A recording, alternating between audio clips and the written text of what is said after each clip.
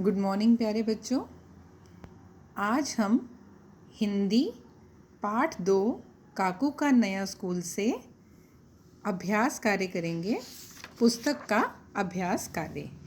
चलिए शुरू करते हैं। ये सभी प्रश्न आप अपनी नोटबुक में कर चुके हैं। आइए अब हम इसकी आगे की एक्सरसाइज करते हैं। प्रश्न है, सही उत्तर पर ठीक का निशान लगाइए। पहला प्रश्न है, काकू को क्या याद था? इसके 2 उत्तर दे रखे हैं। जो सही उत्तर होगा हम उस पर सही का निशान लगाएंगे, ठीक का निशान लगाएंगे। तो पहला उत्तर है ढेर सारी कहानियाँ और दूसरा उत्तर है ढेर सारी कविताएं। तो इसका सही उत्तर है ढेर सारी कविताएं। दूसरा प्रश्न है, स्कूल का फाटक किससे बना था? लोहे से या 2 पेड़ों से? जैसा कि हमने पढ़ा था इस पाठ में, स्कूल का फाटक 2 पेड़ों से बना था। तीसरा प्रश्न है, टें टें करके कौन बातें कर रहे थे? चिड़िया या तोते? तो टें टें करके तोते बातें कर रहे थे। अगला प्रश्न है, इन प्रश्नों को भी आप अपनी नोटबुक में कर चुके हैं। आइए अब हम आगे करें। सही कथनों के सामने ठीक का निशान लगाइए। पहला है, हमें अपनी कक्षा साफ रखनी चाहिए। ये सही है या गलत? सही है, हमें अपनी कक्षा साफ रखनी चाहिए। दूसरा है, कक्षा में शोरगुल नहीं करना चाहिए। ये भी बात सही है, हमें शोर नहीं मचाना चाहिए। तीसरा है, हमें अपने साथियों के साथ लड़ना झगड़ना चाहिए। क्या हमें लड़ना झगड़ना चाहिए? नहीं ना, तो इसका गलत है ये स्टेटमेंट। कक्षा की दीवारों पर चित्र बनाने चाहिए। क्या हमें कक्षा की दीवारों पर चित्र बनाने चाहिए? नहीं, तो इसके लिए भी हम गलत का निशान लगाएंगे। आइए हम आगे पढ़ें। नीचे दिया गया पाठांश पढ़िए। मुझे पूछे गए प्रश्नों के सही उत्तर के सामने ठीक का निशान लगाइए। पाठांश क्या होता है? जो पाठ से लिया गया कोई अंश हो, कोई पैराग्राफ हो। चलिए पढ़ते हैं। रेलगाड़ी का अंतिम डिब्बा उसकी नई कक्षा थी। डिब्बे के अंदर सामने की दीवार पर ब्लैक बोर्ड था। लंबी लंबी सीटें ही बच्चों के बैठने के लिए थीं। खिड़कियों पर बंधी रंग बिरंगी झंडियाँ हवा में उड़ रही थी। दीवारों पर बच्चों के बनाए चित्र लगे थे। काकू ने सोचा वह भी एक सुंदर सा चित्र बनाकर कक्षा में लगाएगा। आइए अब इसके प्रश्न करें। पहला प्रश्न है, काकू की कक्षा कौन सी थी? इसके 2 उत्तर दे रखे हैं। रेलगाड़ी का पहला डिब्बा, रेलगाड़ी का अंतिम डिब्बा। जो हमने पढ़ा उसमें था रेलगाड़ी का अंतिम डिब्बा।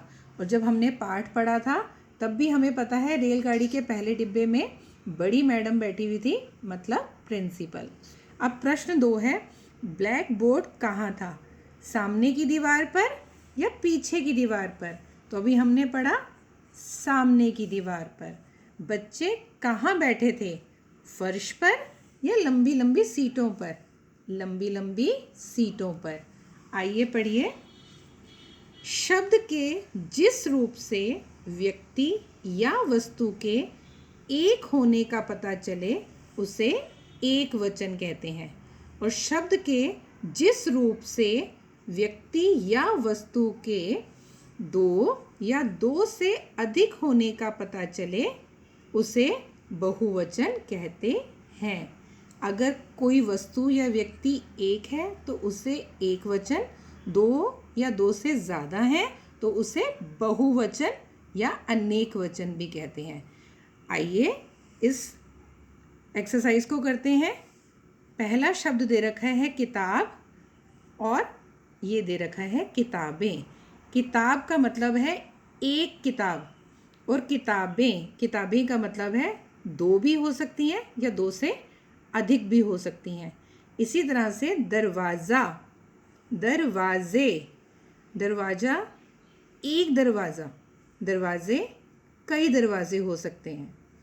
अगला है कुर्सी, कुर्सियाँ, कुर्सी में एक ही कुर्सी आती है और कुर्सियाँ इसमें अनेक हो सकती हैं। आइए हम आगे करेंगे। मैंने ये सभी लिख रखे हैं, आइए देखें।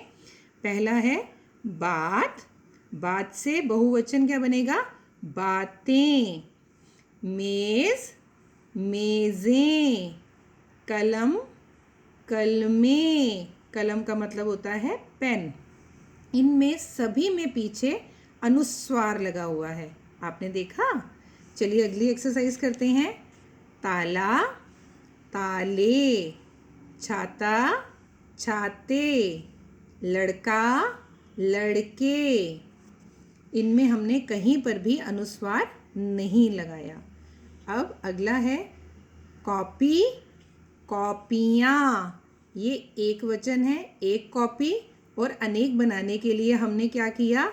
जो बड़ी ई की मात्रा थी उसे हमने छोटी ई की मात्रा में बदला और बाद में य के साथ आ की मात्रा लगा के ऊपर चंद्र बिंदु लगाई, तो उससे हमने बहुवचन बनाया। कॉपी, कॉपियाँ। इसी तरह से क्यारी, क्यारियाँ। क्यारी क्या होता है? जब आप किसी बाग में जाते हैं तो वहाँ पर फूलों की क्यारी लगी होती है, लाइन लगी होती है सीधी सीधी, और कई क्यारियाँ होती हैं जिसमें कई तरह के पौधे लगे होते हैं, उससे बोलते हैं क्यारी। अगला है नाली, नालियाँ। देखा आपने? इस तरह से हम एक वचन से बहुवचन बना सकते हैं, अनेक बना सकते हैं एक से। ठीक है, आइए अब हम अगली एक्सरसाइज करते हैं। बॉक्स में दिए गए शब्दों की सहायता से रिक्त स्थान भरिए। तो वर्ड्स क्या दे रखे हैं? बनाता, पढ़ता, जाता, रखता, खेलता। तो भरेंगे मैं स्कूल जाता हूँ, मैं पार्क में गेंद से खेलता हूँ। आगे पढ़ेंगे मैं सुंदर चित्र बनाता हूँ, मैं कहानियाँ पढ़ता हूँ, मैं अपनी कक्षा साफ रखता हूँ। बनाता, पढ़ता, जाता, रखता, खेलता काम बताने वाले शब्द हैं, जिससे क्या पता चल रहा है कि हमने क्या काम किया है, जो पुरुष जाति का बोध कराते हैं। बनाती, पढ़ती, जाती, रखती, खेलती काम बताने वाले शब्द हैं जो स्त्री जाति का बोध कराते हैं। अगर अब कोई लड़का होगा तो वो क्या बोलेगा? मैं चित्र बनाता हूँ। और लड़की क्या बोलेगी? मैं चित्र बनाती हूँ। लड़का क्या बोलेगा? मैं पढ़ता हूँ। और लड़की क्या बोलेगी? मैं पढ़ती हूँ। इसी तरह से हमें पता चलता है शब्दों से कि कौन सा पुरुष जाति का है और कौन सा स्त्री जाति का है। लिंग। आइए इसका अगला है अपने बारे में 5 वाक्य लिखिए। मेरा नाम डैश है। यहाँ पर आप अपना नाम लिखेंगे। मैं 7 वर्ष का हूँ। जो लड़का होगा वो क्या लिखेगा? का हूँ। और लड़की क्या लिखेगी? मैं 7 वर्ष की हूँ। मैं कक्षा दूसरी में पढ़ता हूँ। और लड़कियाँ लिखेंगी मैं कक्षा दूसरी में पढ़ती हूँ। मैं दिल्ली में रहता हूँ। और लड़कियाँ लिखेंगी मैं दिल्ली में रहती हूँ। मुझे लाल रंग पसंद है। ये दोनों के लिए ही चलेगा, चाहे लड़का हो या लड़की। तो इसी तरह से मैंने एक और तैयार किया है, मेरा परिचय, या जैसे हमने माई सेल्फ किया था ना, उसी तरह से मेरा परिचय, आइए इसे पढ़ें। मेरा नाम डैश है, यहाँ पर आप अपना नाम लिखेंगे। मैं 7 वर्ष का या की हूँ। मुझे लाल रंग पसंद है। मुझे आम खाना पसंद है। या आप इसे इस तरह से भी लिख सकते हैं, आम मेरा प्रिय फल है। डैश मेरा या मेरी प्रिय मित्र या सखी है। लड़के क्या लिखेंगे, किसी का भी नाम लिख सकते हैं, जैसे अजय मेरा प्रिय मित्र है। और लड़कियां क्या लिखेंगी, जैसे रिया लिख दिया, रिया मेरी प्रिय सखी है। मैं दूसरी कक्षा में पढ़ता हूँ या पढ़ती हूँ। मैं दिल्ली में रहता हूँ या रहती हूँ।